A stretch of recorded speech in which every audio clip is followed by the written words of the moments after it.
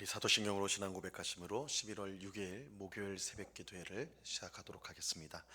전능하사 천지를 만드신 하나님 아버지를 내가 믿사오며 그 외아들 우리 주 예수 그리스도를 믿사오니 이는 성령으로 잉태하사 동정녀 마리아에게 나시고 본디오 빌라도에게 고난을 받으사 십자가에 못 박혀 죽으시고 장사한 지 사흘 만에 죽은 자 가운데서 다시 살아나시며 하늘에 오르사 전능하신 하나님 우편에 앉아 계시다가 저리로서 산 자와 죽은 자를 심판하러 오시리라.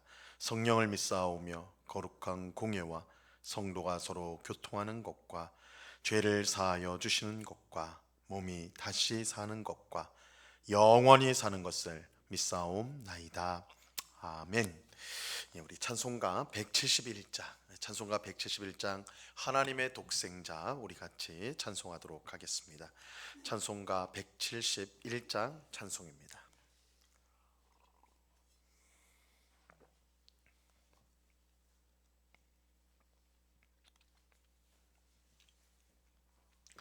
찬송가 171장을 같이 찬송하도록 하겠습니다. 하나님의 독생자 예수 날 위하여 오시었네. 내 모든 죄 사시려고 십자가 지셨으나 다시 사셨네. 살아계신 주 나의 참된 소망 두려움이 사라지네. 사랑의 주는 갈 길 인도하니 내 모든 삶의 기쁨 늘 충만하네. 주 안에서 거듭나누리 기뻐하며 찬양하리. 가슴 속에 넘치는 확신 우리의 가는 길에 소망 넘치네. 살아계신 주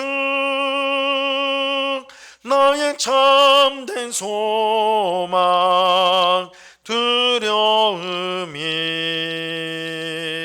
사라지네. 사랑의 주네 갈 길 인도하니 내 모든 삶의 기쁨 늘 충만하네. 선한 싸움 다 마친 후에 우리 주님 배우리라. 사망 권세 다 물리치고 주님이 다스리니 영광 넘치네. 살아계신 주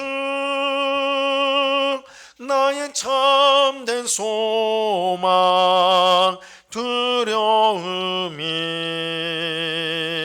사라지네. 사랑의 주네 갈 길 인도하니 내 모든 삶의 기쁨 늘 충만하네. 아멘. 기도하겠습니다. 참 좋으신 아버지 하나님, 죽음의 권세를 이기시고 죄와 사망을 물리치시고 부활하신 주님의 이름을 찬송합니다. 이 새벽에도 부활의 주님께서 우리 모두에게 새 생명을 주심으로 이전에 행하던 모든 악한 일에서 벗어나서 이제는 의롭고 선하며 하나님을 기쁘시게 하는 삶을 살도록 우리를 이끌어 주시니 감사합니다. 그러나 주님, 우리는 늘 연약하고 미련하고 어리석어서 넘어질 때가 많사오니 주의 강한 손으로 우리의 삶을 꼭 붙들어 주시고 주의 성령께서 우리가 가야 할 길을 환히 비춰 주시고 무엇을 결정할 때나 또한 무엇을 생각할 때 주의 성령께서 우리의 마음을 다스려 주심으로 무엇이든지 선하고 무엇이든지 하나님을 기쁘시게 할 만한 그런 아름다운 것들로 늘 생각하며 따르는 주의 백성들이 다 될 수 있도록 주님 주장해 주시옵소서. 이 새벽에 귀하신 주님의 은혜를 더욱더 사모하여 나왔습니다. 주님의 은혜가 아니면, 주님의 사랑이 아니면 우리의 인생이 무의미하고 또한 어떻게 살아야 될지를 알 수 없는 저희들이 오니 이 새벽에도 주님의 귀하신 은혜로, 주님의 사랑으로, 평안으로 충만케 채워주사 하나님이 우리의 힘이시요 우리 삶의 인도자임을 우리가 분명히 고백하며 감사와 찬송을 올려드리는 이 시간이 되게 하여 주시옵소서. 아버지 하나님, 이 시간에 주의 말씀을 듣고자 합니다. 성령 하나님께서 밝히 조명하여 주셔서 말씀의 뜻을 잘 깨닫게 하옵시고 말씀을 우리의 마음에 새기게 하옵시고, 그래서 오늘 살아가는 동안 이 말씀이 우리를 이끌어서 하나님께로 인도하는 그런 귀한 역사가 늘 있을 수 있도록 늘 말씀의 인도하심을 받는 저희의 삶이 되도록 주장해 주옵소서. 귀한 은혜 주실 주님께 감사와 찬송을 올려드리며 예수 그리스도 이름으로 기도드리옵나이다. 아멘. 예, 우리 하나님 말씀을 다 같이 봅니다. 요한복음 20장 11절에서 18절까지의 말씀을 우리가 다 같이 보도록 하겠습니다. 요한복음 11장 11절에서 18절까지의 말씀입니다.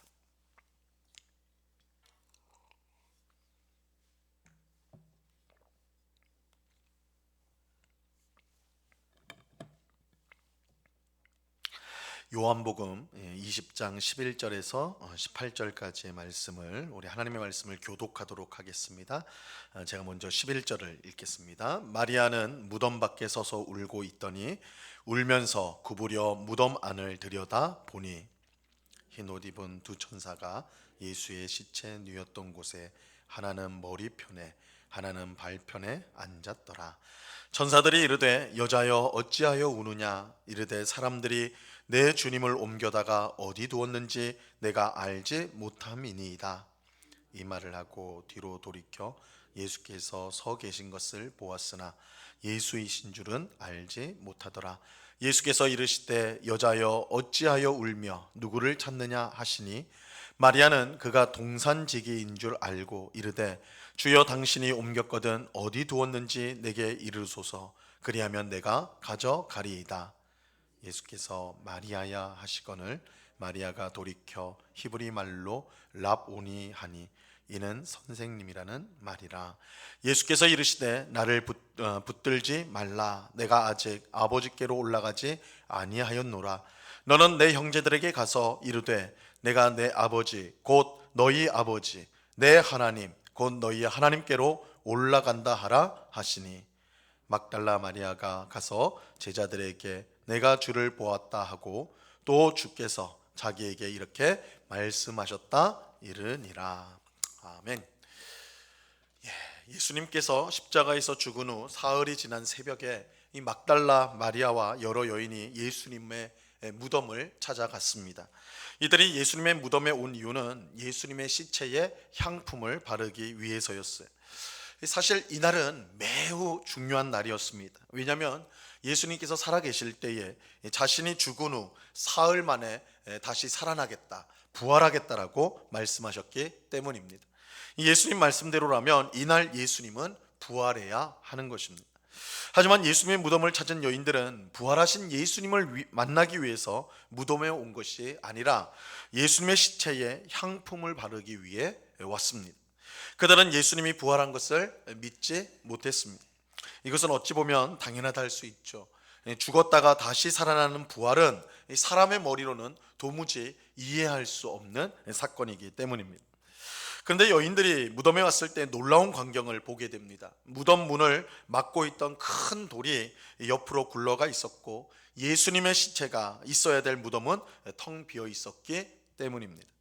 만약 여인들이 예수님의 말씀을 기억했다면 예수님께서 부활했을 것이라고 믿을 수 있었을 것입니다. 하지만 그들에게는 그런 믿음이 없었습니다. 오히려 막달라 마리아는 누군가가 예수님의 시체를 훔쳐갔다고 생각하고 베드로와 요한에게 달려가서 이 사실을 알려주었습니다. 이 소식을 들은 베드로와 요한은 무덤에 달려와서 무덤 안을 살펴보죠. 그리고 막달라 마리아가 전한 말이 사실이라는 것을 확인하였습니다. 하지만 그들도 여인들처럼 예수님의 부활을 생각하지 못한 것은, 믿지 못한 것은 마찬가지였어요. 베드로와 요한은 예수님이 부활하셨다는 사실을 전혀 생각하지 못하고 그저 이상한 일이 일어났다, 참 기이한 일이 일어났다, 그렇게 생각하며 돌아갔습니다. 근데 베드로와 요한이 돌아간 그때에도 막달라 마리아는 무덤 앞에 계속 머물러 있었어요. 마리아는 두려움과 공포 속에 울고 있었습니다. 그리고 울면서 무덤 안을 다시 들여다 보았을 때에 이 무덤 안에 있는 천사를 보게 되었습니다. 오늘 보면 12절에 보면요, 흰옷 입은 두 천사가 예수의 시체 누였던 곳에 하나는 머리편에 하나는 발편에 앉았더라, 이렇게 말씀하죠. 천사는 마리아에게 어찌하여 우느냐 이렇게 물었습니다. 그러자 마리아는 사람들이 내 주님을 옮겨다가 어디 두었는지 내가 알지 못합니다, 이렇게 대답을 하였어요. 마리아는 여전히 예수님이 부활하였다는 생각을 하지 못하고 그저 예수님의 시체를 누군가가 가져갔다라고만 생각을 하였습니다. 그런데 그때 마리아는 자신의 뒤에 누군가 있다라는 것을 알게 되었습니다. 바로 부활하신 예수님께서 그의 뒤에 서 계셨습니다. 하지만 마리아는 예수님을 알아보지 못했어요. 예수님이 왜 울고 있느냐, 누구를 찾느냐라고 묻자 마리아는 그가 무덤을 관리하는 사람인 줄로 알고, 당신이 예수님의, 내 주님의 시체를 옮겼다면 어디에 옮겼는지 알려주십시오, 내가 그것을 다시 가져오겠습니다, 이렇게 말을 하죠. 그러자 예수님께서 마리아야, 마리아야, 그의 이름을 불러주셨습니다. 이때 마리아는 지금 자기 앞에 있는 사람이 무덤을 관리하는 사람이 아니라 자기가 지금 간절히 찾고 있는 예수님이라는 것을 깨닫게 되었습니다. 16절 말씀 보세요. 예수께서 마리아야 하시거늘 마리아가 돌이켜 히브리 말로 랍오니 하니 이는 선생님이라는 말이라. 이 랍오니라는 말은 랍비의 높임말이에요. 마리아가 예수님을 알아보고는 진짜 예수님이 맞는지 확인하였던 것이죠. 근데 우리는 여기서 왜 마리아가 처음부터 예수님을 알아보지 못했을까 하는 의문을 가지게 됩니다.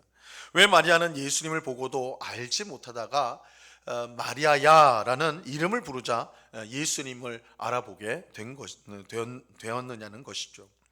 근데 이것은 마리아만 그런 게 아니에요. 누가복음 24장에 보면 엠마오로 내려가는 두 제자에게 부활하신 예수님께서 길에서 나타난 사건이 나옵니다. 이때에도 두 제자는 부활하신 예수님을 전혀 알아보지 못했죠. 누가복음 24장 16절에 보면 그들의 눈이 가리어져서 그인 줄 알지 못하거늘, 이렇게 말씀을 해요. 이것은 사람들이 예수님을 몰라본 이유가 예수님이 부활하신 후 그 모습이 변했기 때문일 수도 있지만, 근본적인 이유는 사람들의 영적인 눈이 어두웠기 때문입니다. 즉 우리 눈으로 직접 보고 몸으로 체험한다 할지라도 그것으로 부활하신 예수님을 믿을 수 있는 것은 아니라는 것입니다. 예수님을 믿기 위해서는 이러한 체험보다는 하나님의 말씀과 그 말씀을 믿게 하는 성령님의 역사가 무엇보다 필요합니다. 엠마오로 내려가는 두 제자의 경우가 바로 그런 경우였어요. 그들은 부활하신 예수님을 보고 또 함께 종일 길을 걸었지만 예수님을 전혀 알아보지 못했습니다. 하지만 예수님의 말씀을 듣고 그들의 마음이 뜨거워지는 것을 통해서, 즉 성령님이 말씀을 통해서 그들을 가운데 역사하는 것을 통해 그들의 눈이 열리게 되었죠. 그때 그들은 예수님을 알아보게 되었습니다. 누가복음 24장 31절과 32절에 보면 이렇게 말씀합니다. 그들의 눈이 밝아져 그인 줄을 알아보더니 예수는 그들에게 보이지 아니하시는지라. 그들이 서로 말하되 길에서 우리에게 말씀하시고 우리에게 성경을 풀어주실 때에 우리 속에서 마음이 뜨겁지 아니하더냐 하니. 예수님의 말씀을 듣고 성령님의 역사로 마음이 뜨거워지니까 영적인 눈이 열려서 부활하신 예수님을 알아보고 믿게 되었던 것입니다. 지금 마리아도 마찬가지라고 할 수가 있어요. 이 마리아는 예수님을 바로 눈앞에 두고도 알아보지 못했습니다. 하지만 예수님께서 마리아야 부르실 때 그의 영적인 눈이 활짝 열려서 믿음으로 예수님을 알아보게 되었던 것입니다. 이처럼 믿음이란 반드시 눈으로 보고 몸으로 체험해야 가질 수 있는 것이 아닙니다. 믿음은 하나님의 말씀과 그 말씀을 우리에게 깨닫게 하시는 성령님의 역사로 말미암아 우리 안에 생겨나게 되는 것입니다. 그래서 로마서 10장 17절에 보면 그러므로 믿음은 들음에서 나며 들음은 그리스도의 말씀으로 말미암느니라 이렇게 말씀하고 있는 거예요. 믿음은 들음에서 난다. 뭘 들어야 되느냐? 그리스도 예수의 말씀. 그리스도의 말씀을 들 때, 하나님의 말씀을 우리가 들을 때 성령의 역사로 말미암아 우리 안에 믿음이 생기게 되는 것입니다. 그러므로 우리는 믿음이 오직 말씀과 성령의 역사로 말미암는다는 사실을 기억하고 언제든 하나님의 말씀을 가까이 해야 하는 것입니다. 그럴 때 우리의 믿음은 더욱더 굳건해지고 단단해질 것입니다. 예수님이 마리아야 라고 부르실 때 그의 영적인 눈이 열려 예수님을 알아보게 되었습니다. 이때 마리아는 너무나 기쁜 나머지 예수님을 손으로 붙들려고 하였습니다. 하지만 예수님께서 마리아가 예수님을 붙들려고 하자 그러지 마라 이렇게 말씀하죠. 17절 말씀을 보세요. 예수께서 이르시되 나를 붙들지 말라. 내가 아직 아버지께로 올라가지 아니하였노라. 너는 내 형제에게 가서 이르되 내가 내 아버지 곧 너희 아버지 내 하나님 곧 너희 하나님께로 올라간다 하라 하시니. 예수님께서 마리아에게 나를 붙들지 말라라고 하신 것은 예수님의 몸을 만지는 것 그 자체를 금지하신 것은 아니었습니다. 나중에 예수님을 믿지 못하는 도마를 위해서는 내 손을 내밀어서 내 옆구리에 넣어보라, 예수님의 몸을 직접 만져보도록 예수님께서 그렇게 말씀하시기 때문입니다. 도마에게 부활을 믿도록 예수님은 자신의 몸에 손을 대는 일을 허락하셨습니다.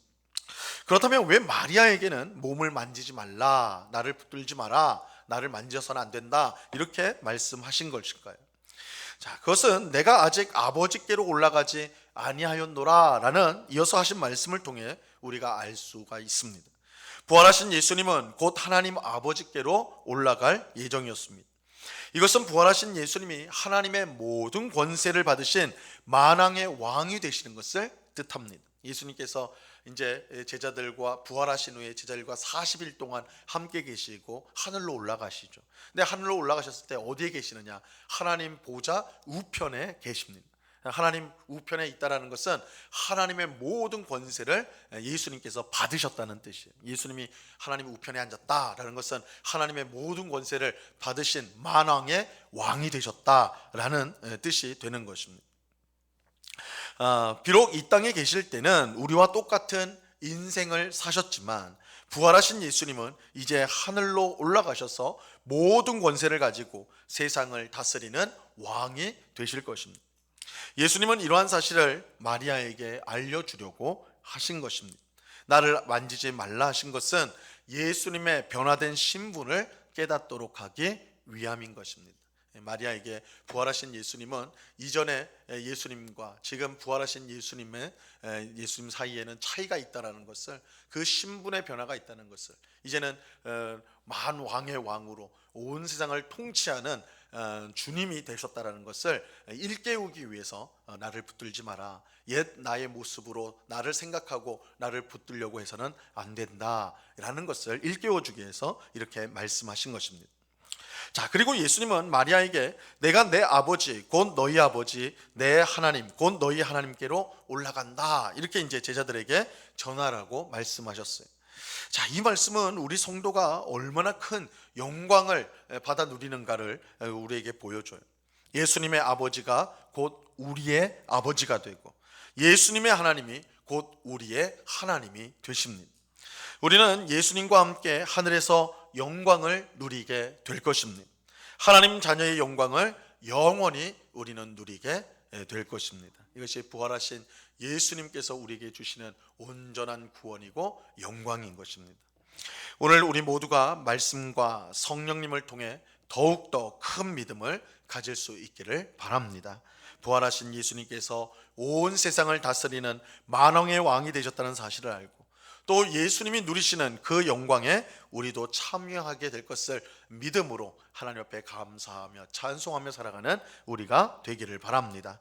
예수님의 아버지가 곧 우리의 아버지시요 예수님의 하나님이 곧 우리의 하나님이라는 사실을 꼭 믿고 믿음으로 이 세상을 승리하면서 살아가는 우리 모두가 될 수 있기를 우리 주님의 이름으로 간절히 축원합니다. 기도하겠습니다. 하나님 아버지 감사합니다. 예수님을 실제로 보고도 부활하신 예수님을 보고도 예수님을 알아보지 못했던 여인들과 제자들입니다. 주님, 우리가 예수님을 믿는 것이 그저 눈으로 보고 손으로 체험하는 만지는 것으로 되어진 것이 아니요 오직 하나님의 말씀, 예수님의 말씀과 또한 그 말씀을 깨닫게 하시는 성령 하나님의 역사가 아니고는 믿음을 가질 수 없다라는 것을 오늘 우리에게 알려주십니다. 우리가 예수님을 믿는 것, 하나님을 믿는 것이 얼마나 큰 은혜이고 얼마나 큰 축복인지를 분명히 알게 하오시니 우리의 믿음으로 살아가는 우리 모두가 하나님 앞에 감사하며 찬송하며 늘 주님께 나아가는 우리 모두가 될 수 있도록 주장해 주시옵소서. 아버지 하나님, 늘 하나님의 말씀을 가까이 함으로 우리의 믿음이 더욱더 커지고 견고해질 수 있도록 주님 도와 주시옵소서. 아버지 하나님, 부활하신 주님께서 이제 만왕의 왕으로 하나님 우편에 계셔서 온 세상을 통치하고 다스리십니다. 그런데 그 예수님께서 우리를 위해 또한 늘 기도하시며 우리를 지켜 보호해 주십니다. 우리가 안전하고 평안한 것은 우리에게 돈이 있고 힘이 있고 또한 사람이 있기 때문이 아니라 하나님 우편에 앉아 계신 만왕의 왕 예수님께서 우리를 지켜주시고 우리를 위해 늘 기도해 주시기 때문입니다. 이 예수님의 보호와 사랑을 받고 있음을 알고 늘 감사함으로 또한 평안함으로 기쁨으로 살아가는 저희 모두가 되게 하여 주시옵소서. 예수님의 하나님이 우리의 하나님이시고 예수님의 아버지가 우리의 아버지라는 이 말씀을 우리 마음에 새김으로 늘 하늘 아버지 앞에 나와 기도하며 그의 도우심을 얻으며 또한 인생의 여러 문제 가운데서도 낙심하지 않고 그것을 이겨나가는 복된 주의 백성들 다 될 수 있도록 주장해 주시옵소서.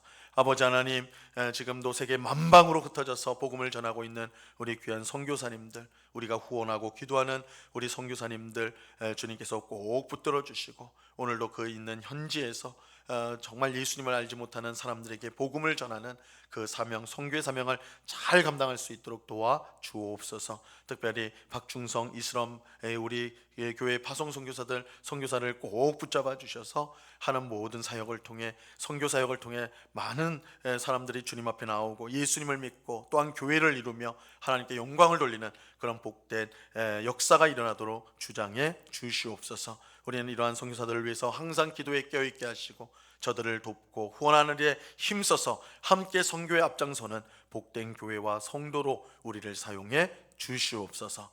이 시간 여러 가지 기도의 제목들로 기도하는 주의 백성들 한 사람 한 사람 붙들어 주시고 우리의 아버지, 우리의 하나님께서 우리의 기도를 들으시고 가장 선한 응답으로 주실 것을 믿고 기도하는 가운데 큰 은혜를 경험하고 기쁨 발걸음으로 돌아가는 저희 모두가 되게 하여 주시옵소서. 언제나 우리와 함께 하시는 주님께 감사와 찬송을 올려드리며 예수 그리스도 이름으로 기도드리옵나이다. 아멘. 하늘에 계신 우리 아버지여, 이름이 거룩히 여김을 받으시오며 나라에 임하옵시며 뜻이 하늘에서 이룬 것 같이 땅에서도 이루어지이다. 오늘날 우리에게 일용할 양식을 주옵시고 우리가 우리에게 죄 지은 자를 사하여 준 것 같이 우리 죄를 사하여 주옵시고 우리를 시험에 들게 하지 마옵시고 다만 악에서 구하옵소서. 대개의 나라와 권세와 영광이 아버지께 영원히 있사옵나이다. 아멘.